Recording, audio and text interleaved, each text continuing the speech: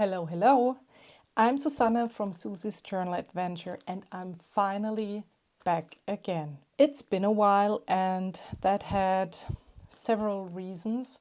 The one reason was we had a really, huge, massive construction site and I felt totally overloaded with everything and I really lost my mojo.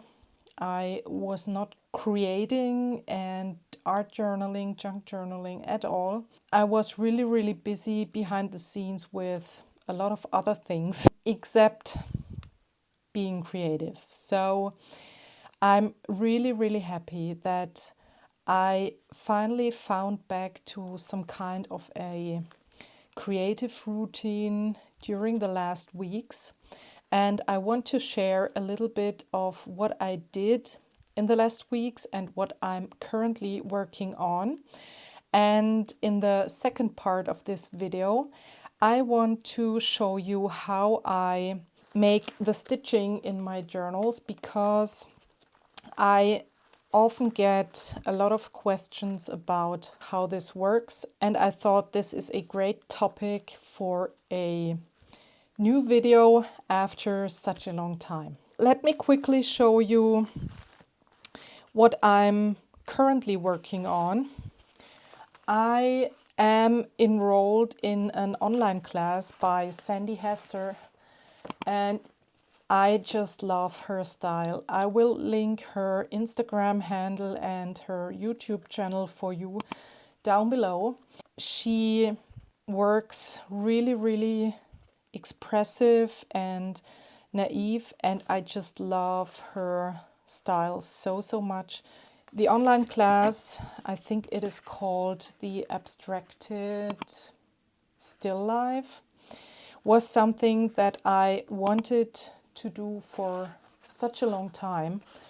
And yeah, now that I've found my way back to my studio desk, I thought it's the time now. And these are the first results here. I must admit, I find this really difficult. I mean, it seems kind of easy because you might think that it is a child's painting. To be honest, I think that a lot of people have these thoughts when they look at such a drawing. But I can tell you, you're so mistaken. This is not easy at all. She works with layers over layers and she paints over the colors again and again. And watching her process is so interesting and I've already learned so much. Yeah, so highly recommend this. And then I bound some junk journals because binding a fun junk journal is such an easy and quick way to get back to creativity, to use up your paper scraps. And these are the ones that I made in the last, I don't know, 1.5 weeks, 2 weeks, I guess. Yeah, just some paper scraps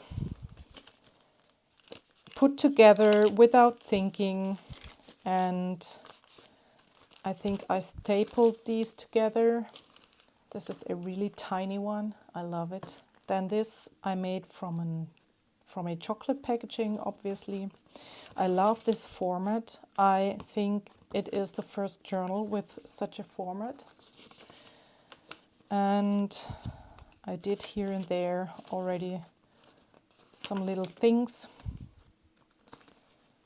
Here I just smooshed my brush when I did these drawings here, and I just put the rest of the paint here on these pages. I might work in these in the next weeks or months. You know, I often get the question what I do with my journals. And to be honest, I so much enjoy just flipping through them, playing around with the different papers and textures. Just open flaps, hear the sound of the papers, and I'm a happy person, you know. Yeah, but of course, some pages are really boring. For example, this one. I love this paper. I think I will leave this as it is. But here there has to happen something. And I might do a collage on it or paint it with acrylic paints and then, you know, just glue paper scraps on top. Yeah. But you know, I don't feel the urge to do this right now after I've bound it. I just have it here on my desk and I grab it when I feel like grabbing it, and then I do something in it. This also just some bigger papers here and a paper bag. I tore out this illustration from a magazine and just glued it around the cover. I added this, you know, writing with a, I don't know what this tool is called, some kind of an embossing tool for making, yeah, words, you know. I think you know what I mean. This is already the stitching that I want to show you today. I hope you can see it. This is a stitching with 5 holes. Let me show you the middle where the signature is bound, no, stitched together. Here you can see it probably better. I have 5 holes in here. And yeah, as I've already said, I often get the question, how does this work? And I want to show you how easy it is. So I already gathered some papers. You know, I don't think at all when I select the papers for a journal. I have a huge pile often, usually on the floor, and I just decide for the papers that make me feel good in this moment. So I grabbed this rust and coffee dyed paper that I made ages ago, I feel. Then this book page, a paper bag. This is so much fun, especially the sound, of course. I love it. This, you know, paper that I made a while ago. Another page from a book. Some, I think, wrapping paper from, there was some kind of food in it, I guess. An avocado dyed envelope. The last pull of a jelly printing session. Random paper. Another page of this fun magazine paper. A jelly print. Another collage paper, magazine, jelly print, and this printable. And also this piece of packaging. I think it's always so much fun to combine, you know, popping colors or neon colors with neutrals. I love this combination. That's why I also picked this illustration here. So that's always fun. And probably you might already have seen, I made this huge, what should I call it, masterboard? I don't know. This is a piece of a packaging that you get when you buy something online. This is a huge paper bag. And I just put layer after layer of some kind of acrylic thing on it. And I mostly used my big jelly plate for the background, and then added some stamping with acrylic paint and some stenciling, as you can see here. This black here is also made with my jelly plate. And finally, the only thing that is not acrylic paint are these stamped images with the numbers. This is a permanent ink with an ink pad. I made this accordion journal from, I think, 2 stripes that I cut off here from this huge masterboard, and I put it together as an accordion style journal. I already added some acrylic paint on the inside, and I still have this huge piece left, and I think this is perfect for a journal cover.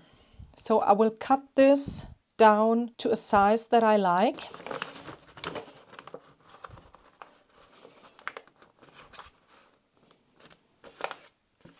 So I decide intuitively how tall I want my journal to be. I'm just folding it.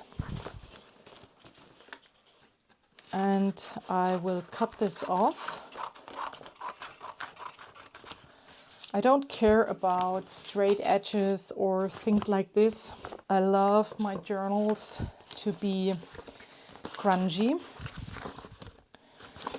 And then I'm just deciding if I want to have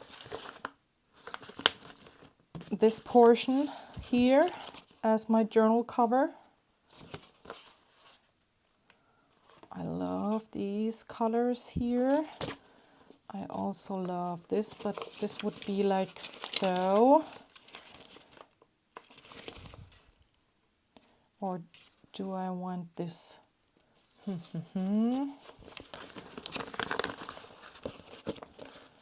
Let's see what it looks like. Oh, yes.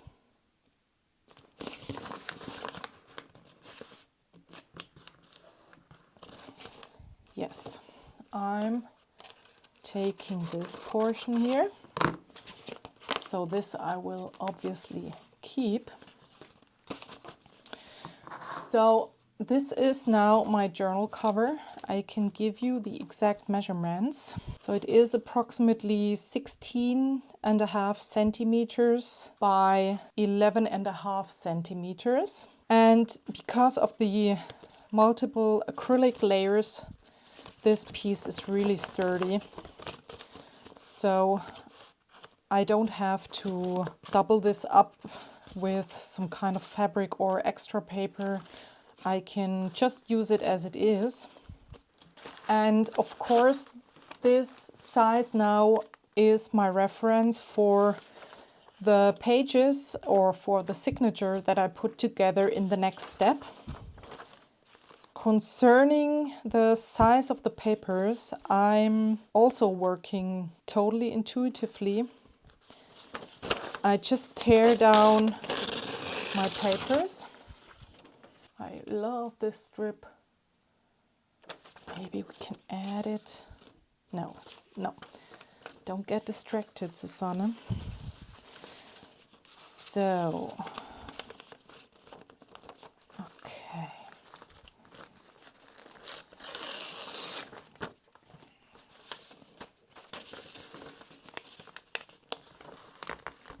I love a nice variety of the sizes of the papers. It helps to have some kind of full-size pages in here. I would consider this already as a full-size page. And then I love when the pages are more or less wide and more or less high.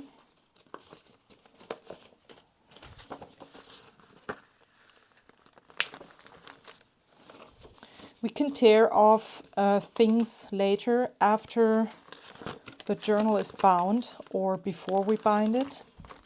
That's okay.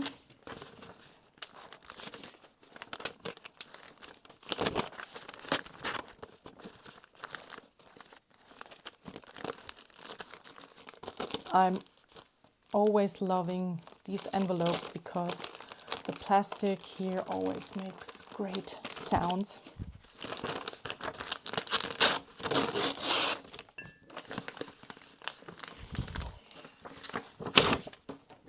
We can even put very slim pages in here.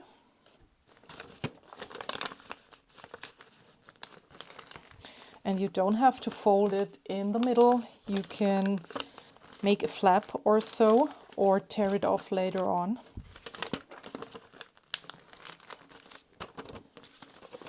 And I didn't count the pages that I picked. I will see later on if I want to have a smaller number, a smaller amount of papers in my journal, or if I want to add even more. So let's see how I want to use this bag. I think I will cut a piece off.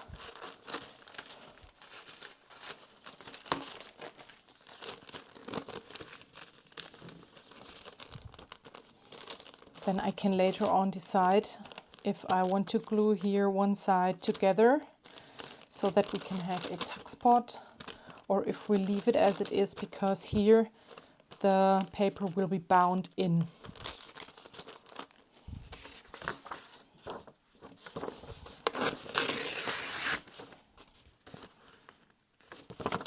Let's cut this off. This is one of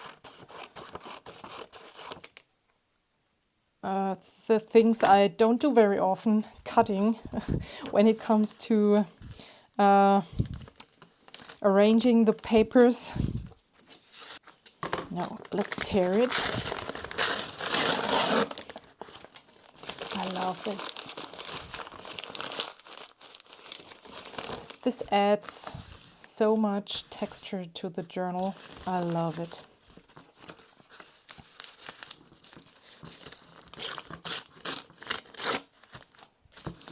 Okay, then let's see what we have.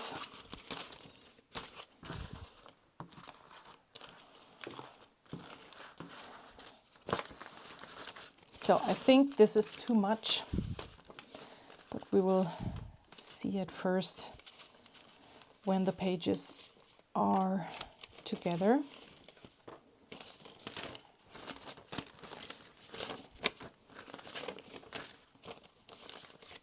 So what I do often is I decide what I want to have as the first page, because the first page is kind of an invitation to the journal, I think. I mean, it is already the cover, of course, but when you open it, you want to feel invited to flip through the journal, to see the next page. And it helps if you have a layering that you see in the beginning. So it could be that, let's see, let's take this page. We can even, where is this black one here? We can even add this one. Oh, look at this. I like this. And I love that this is this, that we can read this one here. Selbstwertgefühl. This is self-esteem, I guess. Yes, let's do it like this. So this is the first thing that you see when you open the journal. And now I open this and I put the other pages in here.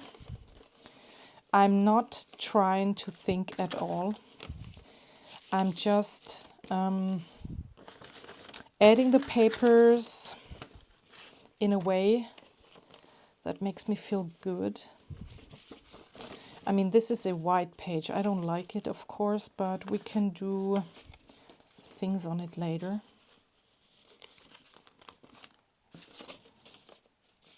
Oh, and here we have kind of like a window.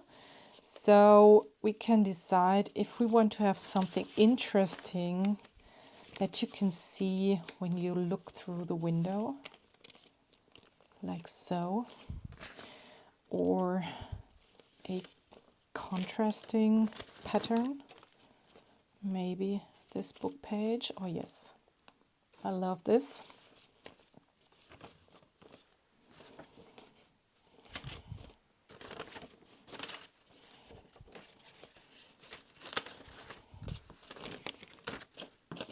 Then let's add this one.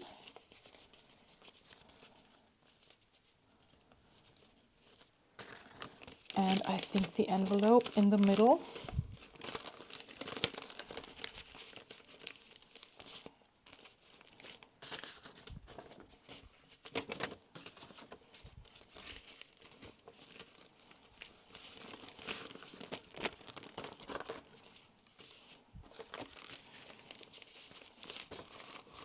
Okay, this is totally enough. I don't need these pages here. This is enough. So, trying to flatten it a little bit. We can later on decide if we want to cut this envelope down a little bit, but that doesn't bother me at this stage. So I have these huge paper clips. I bought them locally. I'm sorry, I can't tell you where you can get them, but I'm sure you can get these in any craft store. And they help me to hold the pages together. This is especially important because I have a lot of texture here and the journal is quite thick.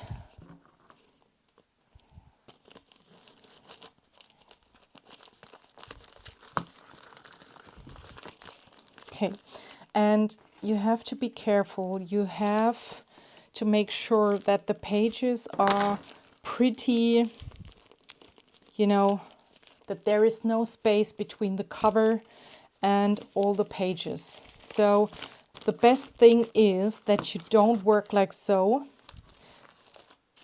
but like so. Okay, and it sometimes helps that you take your ruler and put the pages down. Okay. It's important that you don't move the things anymore. You need an awl to poke the holes, and now I don't measure anything here. For these kind of journals, I don't like measuring. So I'm just eyeballing where is my middle. You know, we want to have 5 holes in here, so we need 1 hole in the middle. And I'm trying to close the journal a little bit and poke the hole carefully. Make sure that you don't hate yourself. Yes, make sure that you don't hate yourself. That's an important message as well. Make sure that you don't hurt yourself, of course. Now we have a beautiful hole in here. And now we need 2 holes here and 2 holes here. And here I'm also just eyeballing. Remember, you might have some really small pages in here. I mean, let me just show you. If you have one page that has this size, yeah, you want to make sure that the pages is held by at least 2 holes. If you have this huge variety of papers, the 5-hole stitch is the best way, or even the 7-hole stitch. Because if you would only do 3 holes in here, which could work, of course, But for the smaller papers, you would then have the situation that this would probably only be sewn in by one stitch, and then this is not correctly bound in. We need 2 more holes. I'm just eyeballing. I don't want to go until the very bottom or top with the last hole. So I'm deciding to do the last hole here. And then we take here the middle. And here as well, I'm eyeballing. Well, it helps to turn the journal around. And here. And here I would recommend to also not go until here, because the envelope would tear here. So I'm poking the hole approximately here. Yes. We need a thread. I have these gorgeous threads here. This is regular cotton thread. And I'm deciding what I want to choose here. I think this would be a great contrasting color. I love this royal blue. This would also work. How about this? No, I want, or black. Let's go with black this time.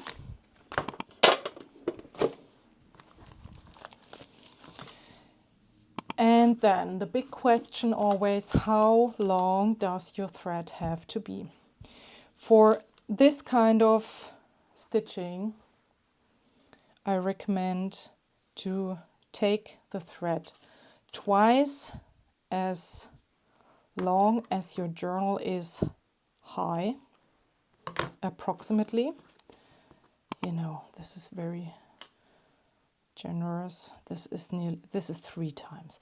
You only need approximately 2.5 of the height of the journal. Then you need a needle.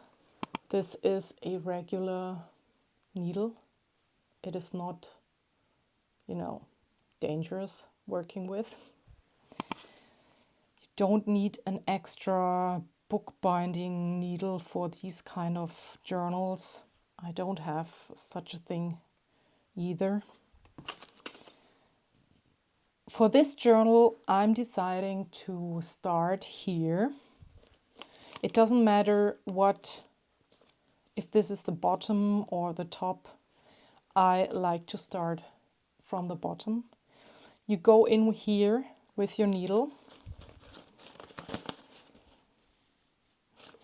And then you leave a little bit for making the knots in the end. Then you're here, and then you go in the next hole.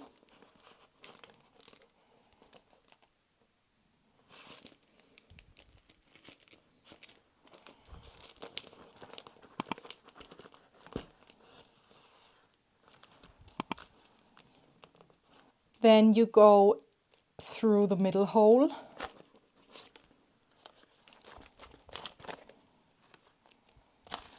And this is where you can already make sure that the papers are really, that they have no wiggle room, you know. So it helps to pull the thread in both directions. Then you go in by going through the next hole again. I'm pulling again. Then we go out through the last hole.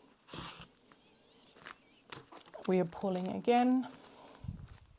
And then we do the same thing by going back. So we go in the same hole here, and this can be a little bit difficult because we don't want to split the thread here. You know, this thick thread is made of several thinner threads, and we don't want to go through the thread, we just want to go through the hole. And I can already see I was here with my needle through the thread.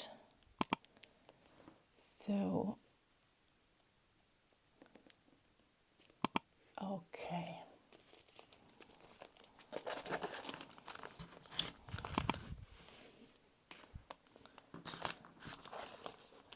When you split the thread with your needle, then you are not able anymore to tighten the pages.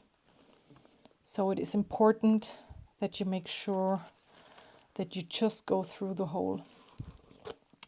Then we are in the journal again. We go out by going through the middle hole.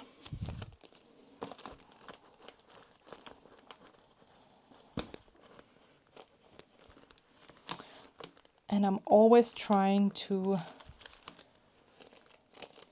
make sure that everything is tight.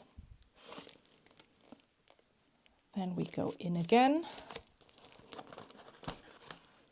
So, and then we have this situation. We have both endings of the thread in the journal. We can now take off the needle, and then the last step we do is we just make a knot. And I'm always trying to make the knot here on the bottom. You can do it anywhere you like here.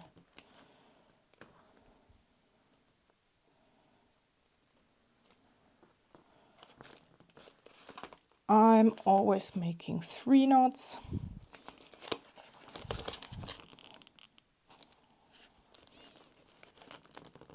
Make sure it is secured, then you can cut off the endings. I love leaving a longer tail here. And now we take off our paper clips, close the journal, and are amazed by this beautiful result. Can you see this? And I love the contrasting color. The black fits perfect.